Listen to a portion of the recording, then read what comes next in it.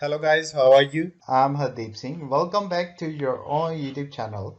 IELTS updates and recent exams. For more updates related to recent IELTS exam writing test topics, listening, reading, practice test, and speaking, you got guesswork.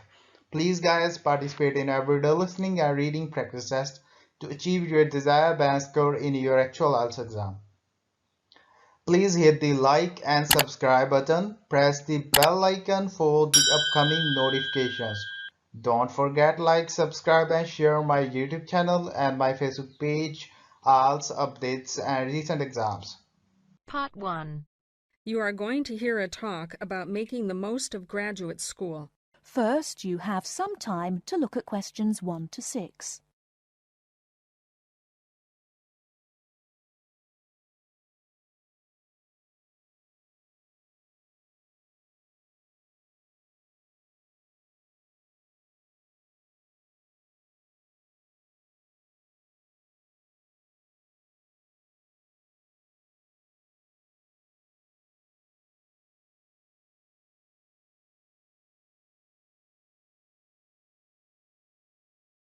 Good afternoon. Welcome to you, new entrants to the graduate school.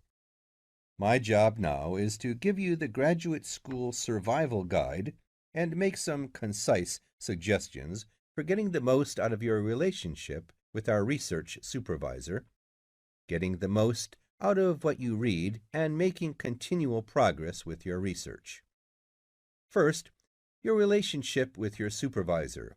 This is fundamental. Meet regularly. You should expect to meet once a week or at least every other week because this will give you the motivation to make progress and also keeps your advisor aware of your work. Prepare for your meetings. Come to each meeting. Also, bring the notes from your previous meeting together with a list of any upcoming deadlines. Make a plan for what you hope to get out of each meeting. After the meeting, email your supervisor a brief summary. Include a list of major topics discussed, a list of what you agreed on, a note of any advice you may not want to follow, and a new summary of what you are planning to do. This helps avoid misunderstandings and provides a handy record of the progress of your research.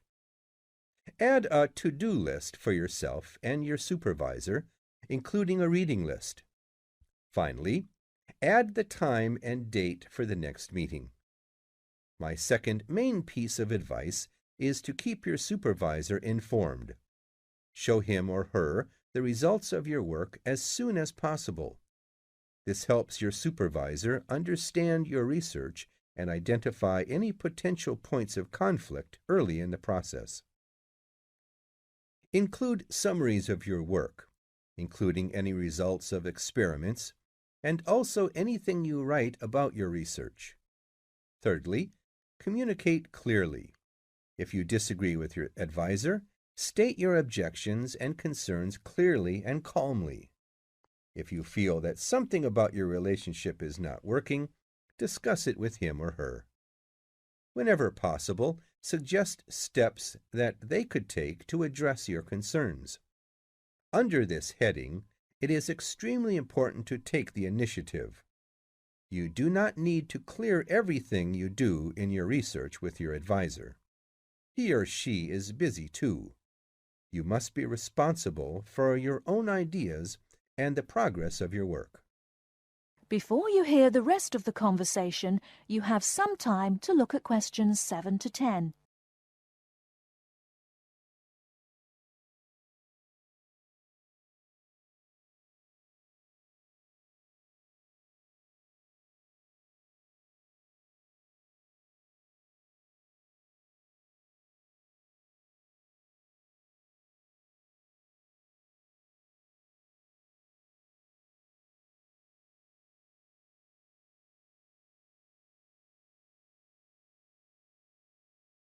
Now listen and answer questions 7 to 10. The second section of my talk is about getting the most out of what you read. The first principle here is to be organized. Keep an electronic bibliography with notes and pointers to the paper files. Keep and file all the papers you have read. Point 2. Be efficient. Only read what you need to.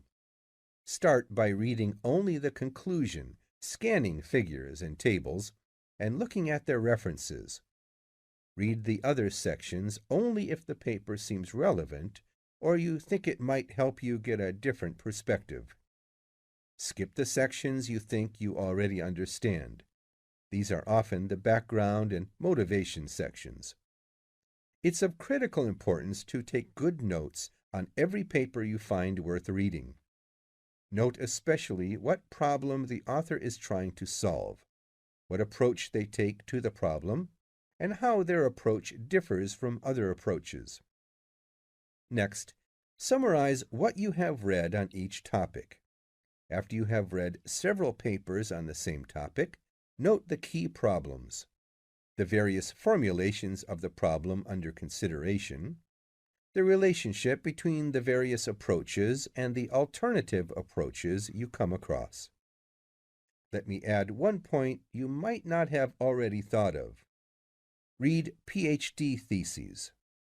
Even though they are long, they can be very helpful for quickly learning about what has been done in your field of interest. Focus particularly on the background sections and method sections. Don't forget to read your advisor's thesis. This will give you an idea of what he or she expects from you. The third section of my talk is about making continual progress with your research. Keep a journal of your ideas.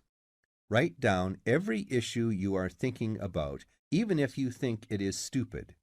This will help you keep track of your progress and keep you from going round in circles. That is the end of part 1. You now have half a minute to check your answers.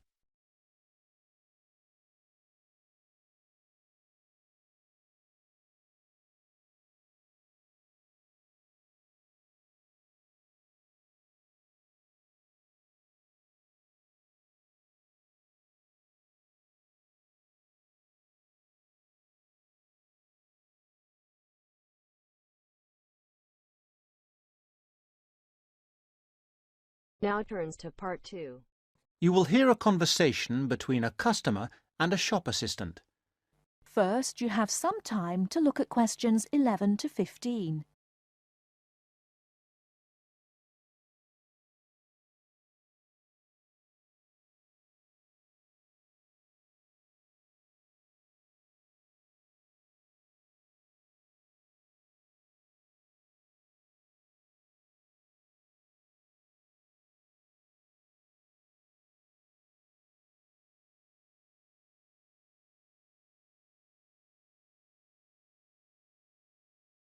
Now, listen carefully and answer questions 11 to 15. I'm interested in buying a radio. Can you help me? Yes, of course. As you can see, we have this analogue radio on special offer today for £29.99. They are normally £35. We've also got a much more modern range of digital radios. These are over here. Oh, yes. What are they? They're the new technology. This one, for example, sells at £95. The analogue radios are looking a bit old-fashioned now. Are they? What's so good about these new ones? Well, the main advantage with the analogue ones is, of course, cheapness. But the main advantage with the digital ones is the number and variety of stations you can get. Hundreds of them. All kinds of stations, playing music, rock, pop, classical, everything in fact. As well as news, current affairs, comedy, all sorts. What about the sound quality? The quality is very good.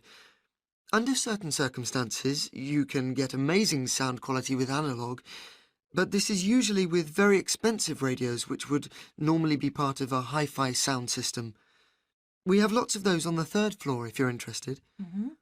The second great thing about digital is clarity. You get no interference. Well, less interference than with analogue. You get a very clear and clean sound. Well, I want a radio for the flat I share with 3 other friends of mine. Well, you want something that will last. The analogues come with a 1-year guarantee, but the digitals have a 2-year guarantee, which is extendable to 3 years if you pay an extra £26. The main disadvantage with analogue is that it will be turned off in a few years. We don't know exactly when, but sometime. But what about the batteries? I've heard that they use a lot of batteries. That probably is the one disadvantage of the digital radios. The battery life is not very long, but they all come with rechargeable batteries, which really solves the problem. Before you hear the rest of the talk, you have some time to look at questions 16 to 20.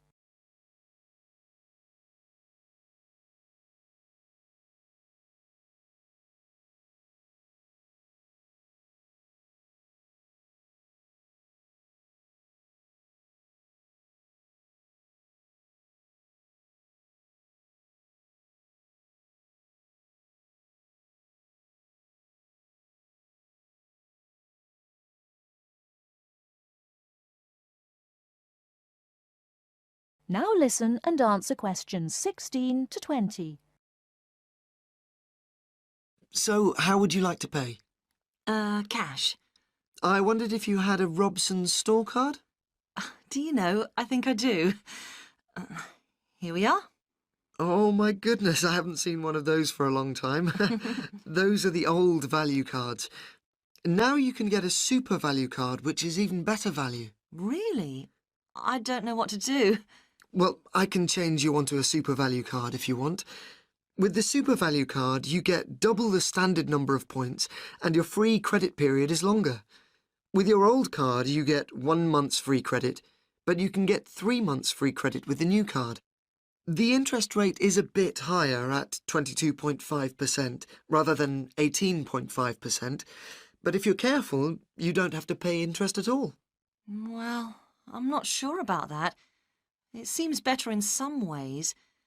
Can I continue to use my old card? You certainly can, until they withdraw them, which I'm sure they will before too long. But with the super value card, there are special card-holder-only days, 2 per month, compared with 1 per month with the old card. I see. My old card gave me free delivery too. That's right.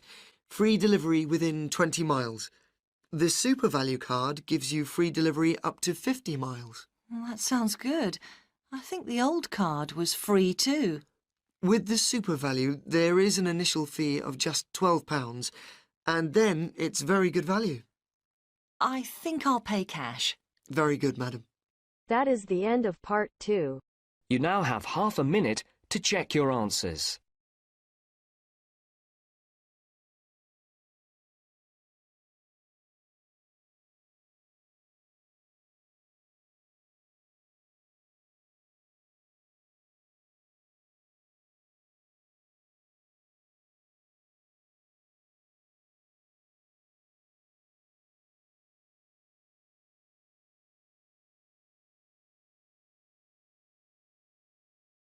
Now turns to part 3. You will hear some students talking about an arts assignment. First, you have some time to look at questions 21 to 25.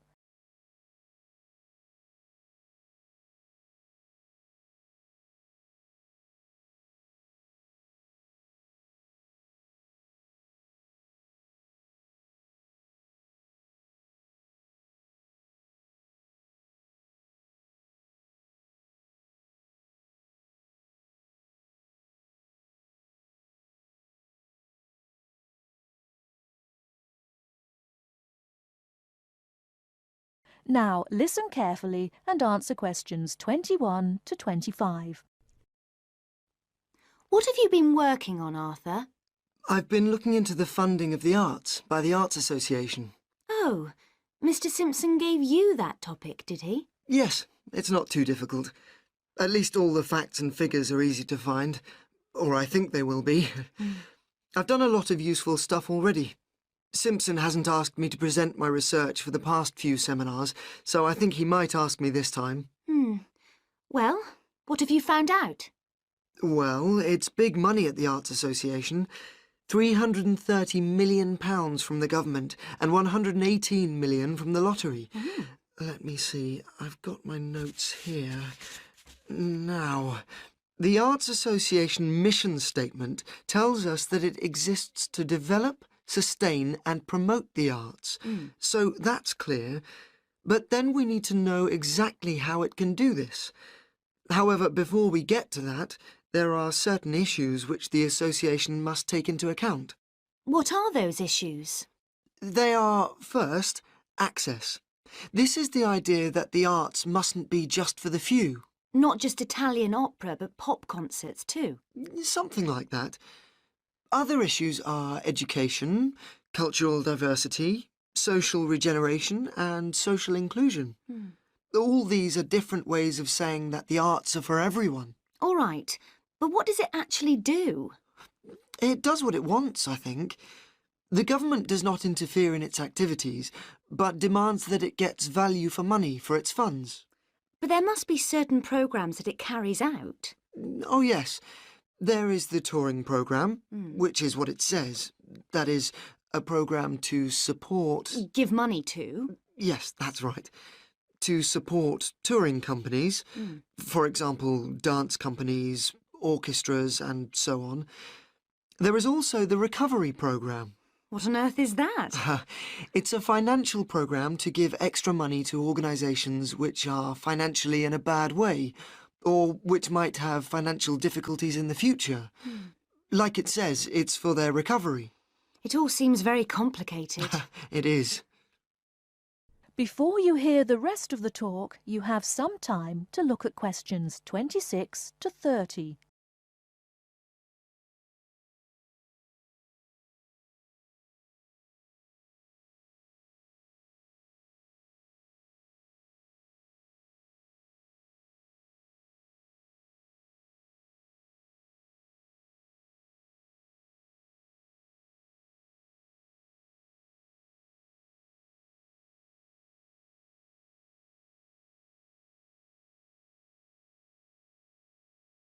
Now listen and answer questions 26 to 30. Did you get any information on the reading for the other half of our work? Yes, I did. You mean the Art and Society module? Yes. Yes. I met Simpson himself as we were waiting for a train at Norchester Station, so I managed to ask him. Any luck? Yes, I've got the notes I took here.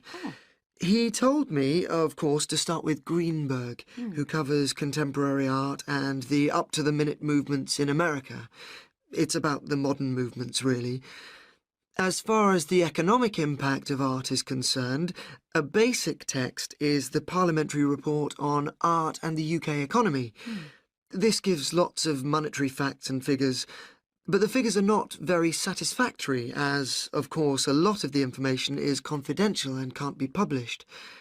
Art Now, Art Wow by someone called Dennison sounds exciting, and is about how art and artists are created, presented for buyers, and sold in the US.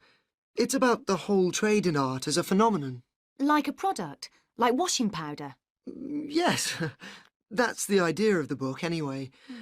And there's another one here. Oh, yes, by someone called Hampton.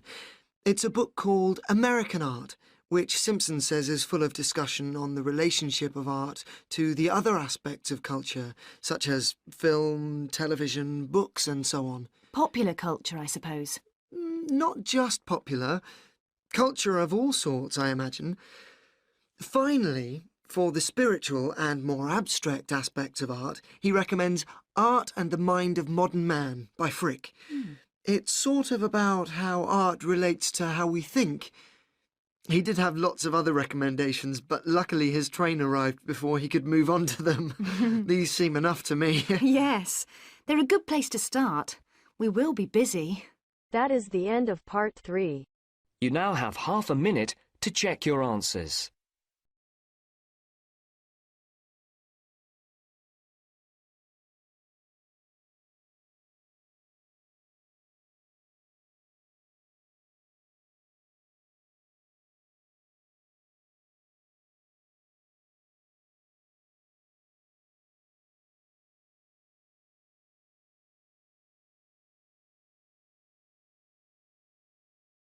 Now turns to part 4. Listen to an interview. Mr. Brooks, Mark, Jean and Robert are being interviewed on the subject of friendship. First, you have some time to look at questions 31 to 40.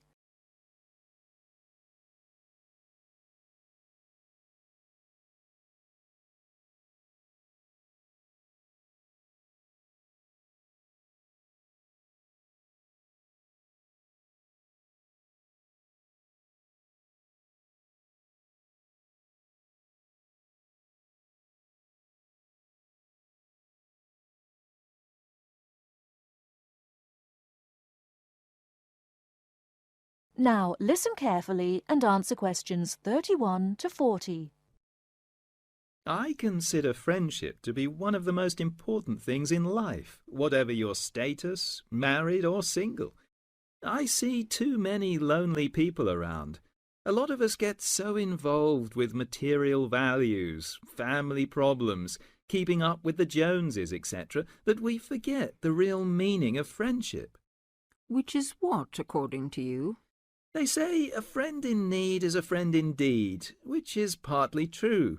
But a real friend should also be able to share your happy moments without feeling jealous. A good friendship is one where you can accept and forgive him, understand mood, and don't feel hurt if a friend doesn't feel like seeing you. Of course, honesty is an essential part of any relationship. We should learn to accept our friends for what they are. As a married man, do you find your friendship is only with other men? Of course not. Both my wife and I have men and women friends, thank goodness. Although family life is fulfilling, it isn't enough. Both my wife and I get tremendous satisfaction from our friends, married or single, male and female.